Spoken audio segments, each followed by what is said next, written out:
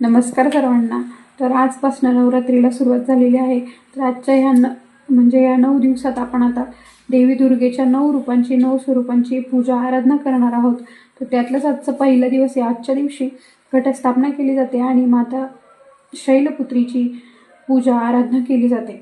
तर आजचा पहिला दिवस शैलपुत्री मातेचा असून तर शैलपुत्री माता ह्या कोण होत्या आणि त्यांचं शैलपुत्री नाव कसं होतं किंवा कधी पडलं हे आपण आता बघूयात. शैलपुत्री माता ह्या पूर्वजन्मी माता सती या रूपात होत्या. माता सती या त्यांच्या पतीचा अपमान त्यांना सहन न झाल्यामुळे त्या यज्ञकुंडात त्यांनी त्यांचे प्राणार्पण केले होते किंवा मग त्यावेळेस सती गेल्या होत्या.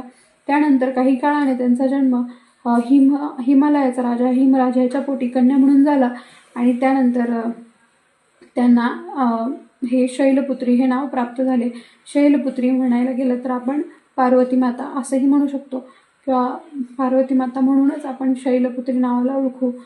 तर शैलपुत्री मातेचा वहाण, त्यांची वेशभूषा, त्या कशा बसतात हे आपण बघूयात. तर शैलपुत्री माता या नंदीवर आरूढ असतात, नंदीवर बसलेल्या असतात आणि त्यांच्या एका हातात कमळ आणि एका हातात त्रिशूळ असं त्यांचं स्वरूप असतं आणि पांढरी साडीही त्यांनी परिधान केलेली असते.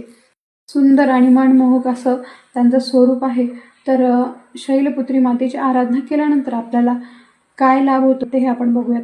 शैलपुत्री मातेची आराधना केल्यानंतर आपल्याला मनाला शांती, दृष्टांवर विजय, स्थिरता आणि यश लाभते. असं म्हणायला गेलं ती आपली एकाग्रता फार वाढते. माता शैलपुत्रीकडे प्रार्थना करते की तुम्हा सर्वांना आणि मलाही सुख, शांती, समृद्धी, यश लाभो.